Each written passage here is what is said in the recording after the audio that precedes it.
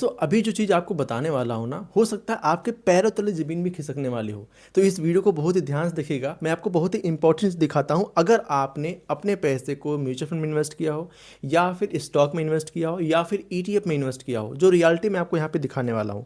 मेरे एक दिन के पोर्टफोलियो का लॉस अगर आप देखते हो तो लगभग 14% का है, यानी 14% का एक दिन का हमें स्टॉक्स में नुकसान देखने को मिला है।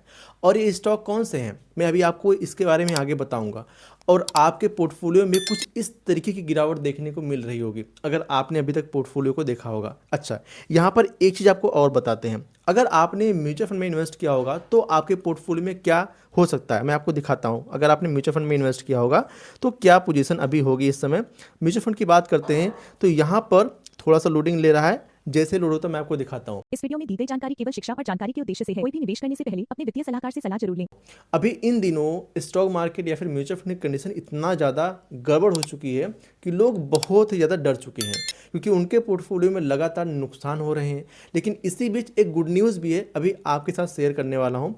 आपने कई बार लोगों के मुंह से सुना होगा, जो फाइनेंशियल एक्सपर्ट होते हैं, बहुत सारे फाइनेंस की नॉलेज रखने वाले होते हैं, एक्सपर्ट बड़े बड़े होते हैं, ये क्या कहते हैं कि आपको यहाँ पर ये डर लग रहा है, लेकिन जो बड़े बड़े निवेशक हैं उनके लिए अपॉर्चुनिटी है, मौका है। लेकिन मैं आपको एक बात बताऊं, चाहे कोई भी हो, सबका हालत ख़राब हो जाता है जब मार्केट निगेटिव जाती है। किसी का हार्ड एंड कैपिटल लॉस होता है। मैं आपको यहाँ पे दिखाता हूँ म्यूचुअल फंड का अपने। तो हमारे म्यूचुअल फंड का जो लॉस यहाँ पे दिख रहा है 4% का एक दिन में दिख रहा है। मतलब 1 लाख अगर हमने इन्वेस्ट किया था तो 4,000 हमारा नुकसान में चल रहा है। इस तरीके से हमारा यहाँ पे लॉस है। तो कहने का मेरा मतलब क्या है कि हमारा स्टॉक भी लॉस में चल रहा है, हमारा म्यूचुअल फंड भी लॉस चल रहा है। तो ऐसे में क्या करें, हम विड्रॉल अप कर लें या फिर अभी अपना इन्वेस्टमेंट और बरकरार हम रखें, मतलब जैसे चल रहा है उसे चलने दें, या फिर अभी यहाँ पर हमें और इन्वेस्टमेंट करने का मौका है। इस चीज़ को हम समझते हैं। अब देखिए, कोई कितना भी बहादुर हो, कोई कितना भी इन्वेस्टमेंट करने वाला हो, कोई कितना भी पेशेंस रखने वाला हो, जब उसके पोर्टफोलियो में 14% 15% का नुकसान दिखता है तो अंदर से कलेजा हिल जाता है। मेरा भी हाल यही हुआ। जब मेरा नेगेटिव गया तो मुझे काफ़ी ज़्यादा दुख हुआ और मैं काफ़ी परेशान भी था। पूरे दिन परेशान रहा कि भाई इतना पैसा हमारा नेगेटिव चला गया, जितना बढ़ने को हमने इन्वेस्ट किया था उससे तो नेगेटिव चला गया। तो सब मिलाकर काफ़ी सारी मुश्किलें हमें समझ में आने लगी। लेकिन इसी बीच मुझे एक आर्टिकल देखने को मिला जो मैं आपको यहाँ पे दिखाने वाला हूँ।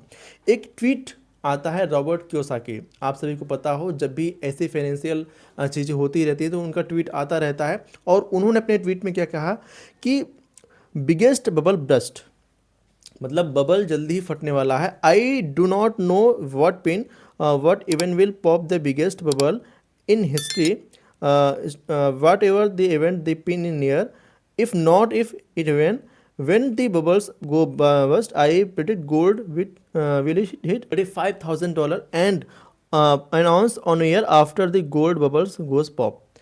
अब इनकी जब ऐसी सिचुएशन आती है, जब ऐसे मार्केट में हमें गिरावट देखने को मिलती है इतनी बड़ी बड़ी, तो इनकी कोई ना कोई ट्वीट जरूर आती रहती है। ये जाने माने लेखक है रिच डैड पुअर डैड, आप सभी को पता होगा, रॉबर्ट कियोसाकी। इनका कहना क्या है, मैं आपको यहाँ पे हिंदी में आर्टिकल दिखा देता हूँ जिससे आपको क्लियर हो पाए चीज़ें। ठीक है, ये आज तक का जो है कि आर्टिकल है। यहाँ पर है, मिडिल ईस्ट में जंग जारी है, पाकिस्तान और अफगानिस्तान भी एक दूसरे पर दनादन हमले कर रहे हैं। ठीक है, इनका ये कहना है। क्रूड ऑयल के दाम आसमान पर है और दुनिया के शेयर बाजारों में जोरदार उतार चढ़ाव बना हुआ। इन समय ग्लोबल टेंशन के बीच रॉबर्ट कियोसाकी ने वार्निंग दी है कि उन्होंने कहा कि इतिहास का सबसे बड़ा बुलबुला अब फटने वाला है करीब। लेकिन ये अमीर बनने का समय भी है। अपने सोशल मीडिया पर पोस्ट उन्होंने सोना चांदी और बिटकॉइन को इसको जरिए बताया और नया टारगेट दिया।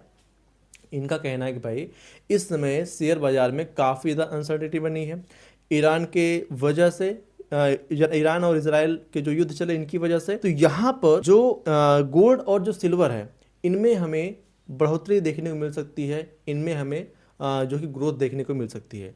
लेकिन मैं आपको एक चीज़ बताता हूँ, अभी कल के ही दिन जो हमारा पोर्टफोलियो इतना नेगेटिव दिख रहा है, ये दोस्तों जो ETF था, ये सिल्वर का और गोल्ड का ETF। अब मैं आपको रिकमेंड नहीं कर रहा हूँ, लेकिन जो मेरा सिल्वर का ETF था वो लगभग 20% टूटा एक दिन में, और गोल्ड का लगभग 5% टूटा एक दिन में। ठीक है, अब ये कह रहे हैं ठीक है मार्केट गिर रही है तो कहीं ना कहीं मार्केट में पैसा लगेगा। अभी गिरावट आज देखने को मिली, कल ये मार्केट बढ़ेगी, सिल्वर गोल्ड भी बढ़ेगा, ऐसा होगा। लेकिन जो करंट टाइम की सिचुएशन होती है दोस्तों ना, ये हिला कर रख देती है। अब जैसे मैंने अपने पोर्टफोलियो में देखा कि मुझे 14% का नुकसान दिख रहा है, और 14% नुकसान इसलिए दिख रहा है कि बाकी और चीज़ें हमें संभाल ली, नहीं तो सिल्वर तो 20% टूटा और 5% गोल्ड टूटा, यानी 25% नुकसान हो जाता। इसलिए डाइवर्सिफिकेशन बहुत ज़रूरी है। अब मैं आपको एक और चीज़ दिखाता हूँ, ठीक है। अब इनका कहना है कि भाई एक पिन ये बुलबुला फोड़ देगी। रॉबर्ट कियोसाकी ने सबसे बड़ी फाइनेंशियल बुलबुले फूटने की चेतावनी देते हुए सोशल मीडिया प्लेटफॉर्म पर एक पोस्ट में लिखा, कभी भी ये बुलबुला फूट सकता है, मतलब ये क्रैश कभी भी और बड़ा हो सकता है। उसके बाद सोना और चांदी रफ्तार से भागते हुए दिखेंगे, ये इनका कहना है, मेरा कहना कोई नहीं है। बिटकॉइन में भी बड़ी उछाल देखने को मिल सकती है। अब इस समय उन्होंने क्या कहा कि लगभग सोना $35,000 पर आउंस पहुंच सकता है और चांदी $200 को पार कर सकती है, ये उनका कहना है, ठीक है। अब ये क्या होगा आगे मार्केट में देखने को मिलेगा, यहाँ पे स्क्रीन पे आप देख सकते हैं, ये पोस्ट है। अब मेरा सवाल क्या है, मेरा सवाल क्या है कि अभी इस समय हमें अपने होल्डिंग को बना के रखनी चाहिए या फिर हमें अपने होल्डिंग को विड्रॉल कर लेना चाहिए। देखिए मेरे हिसाब से ये बातें सही होती हैं जब भी मार्केट में ऐसे गिरावट देखने को मिलती है, जब भी मार्केट नेगेटिव जाते हैं उस समय काफ़ी सावधानियां बरतनी जरूरी होती है, क्योंकि यही समय होता है जब हमारा पेशेंस टूटता है, हमारा धैर्य टूटता है। एक बार को तो मुझे भी लगा कि भाई मैं यहाँ से निकल के बाहर आ जाता हूँ, मैं इससे ज़्यादा नुकसान नहीं सह सकता। लेकिन इस पोस्ट को जब मैंने देखा, साथ में जो मार्केट में अनसर्टिनिटी चल रही है, मतलब मार्केट लगातार ऊपर नीचे हो रहा है, वॉर वगैरह सिचुएशन चली रही है, तो ऐसे में जो गोल्ड है, जो सिल्वर है, ये बढ़ते ही हैं लॉन्ग टर्म में, लेकिन शॉर्ट टर्म में थोड़ा हमें वोलेटिलिटी देखने को मिल सकती है। तो लॉन्ग टर्म अगर आप सोचकर इन्वेस्टमेंट करते हैं तो मेरे हिसाब से अभी कुछ छेड़ने छाड़ने की ज़रूरत नहीं है। अगर आपके पास और एक्स्ट्रा इन्वेस्टमेंट करने की कैपेसिटी हो तो थोड़ा बहुत आप इन्वेस्टमेंट बढ़ा सकते हैं, लेकिन आप इसको रिकमेंडेशन मत समझिएगा, क्योंकि मार्केट बहुत ही ज़्यादा अनसर्टेन अभी चल रही है। ऐसे में आपको समझकर अपना कदम उठाना आपके लिए ज़रूरी है, क्योंकि अगर आप बहुत ज़्यादा रिस्क लेने की क्षमता नहीं रखते होंगे, फिर अभी मार्केट काफ़ी ज़्यादा अनसर्टेन चल रही है, तो यहाँ पर ऊपर नीचे भी हो सकती है, आपके पैसे ऊपर नीचे हो सकते हैं। लेकिन अगर आप लॉन्ग टर्म के इन्वेस्टर हैं तो आपको पता ही होगा कि पिछले कई दशकों से गोल्ड और सिल्वर का हाल क्या है, कभी ऊपर कभी नीचे तो जाता ही रहता है। लॉन्ग टर्म में अगर आप देखते तो ऊपर ही गया है, पिछले 1-2 साल में देखते हैं सिल्वर काफ़ी ज़्यादा ऊपर गया है, गोल्ड भी काफ़ी ऊपर गया है। तो कहने का मेरा मतलब क्या है कि आपको अपने पोर्टफोलियो को सही तरीके से समझकर इन्वेस्टमेंट करने की ज़रूरत है। अगर आप लंबे समय के इन्वेस्टर हैं तो आपको छेड़ने की ज़रूरत नहीं है। अगर आप SIP और कर पाओ, थोड़ा बहुत इन्वेस्टमेंट कर पाओ, तो ये समय होता है सस्ते में खरीदने का, क्योंकि जो सिल्वर आज के लगभग 2 महीने पहले 4 लाख 4.5 लाख पे था, आज 2,20,000 2,30,000 पे है। तो कहने का मेरा मतलब क्या है, अभी खरीदने का मौका हमें दिख रहा है, लेकिन मार्केट को देखते हुए शॉर्ट टर्म में हमें वोलेटिलिटी को भी ध्यान में रखना है कि ऊपर नीचे भी हो सकता है, ठीक है। तो इसीलिए कभी कभी मन की अंदर की आवाज़ जो होती है कि भाई अभी बहुत डर लग रहा है, तो आप रुक जाइए। लेकिन अगर आपको ये लग रहा है कि भाई मौका हमें दिख रहा है, तो इन्वेस्टमेंट आप अभी थोड़ा बहुत यहाँ पे कर ही सकते हैं, क्योंकि ये लमसम का मौका हो सकता है, क्योंकि ये चीज़ें सस्ते में अभी आपको मिल रही है। जिस तरीके से आप बाजार में जाते हैं, कोई सामान अगर आपको सस्ता मिल रहा है तो सोचते हैं कि भाई थोड़ा और ज़्यादा बढ़ा के ले लें, हो सकता है आगे महंगा हो जाए। तो अभी वही सिचुएशन चल रही है कि मार्केट में भी सस्ता चीज़ें मिल रही हैं। अगर आपको ख़रीदना है, खरीद सकते हो आप, तो खरीदने का मौका हमें दिख रहा है। लेकिन हाँ, लंबे समय का सोचकर इन्वेस्टमेंट कीजिएगा, क्योंकि अभी अनसर्टेनिटी बनी रह सकती है।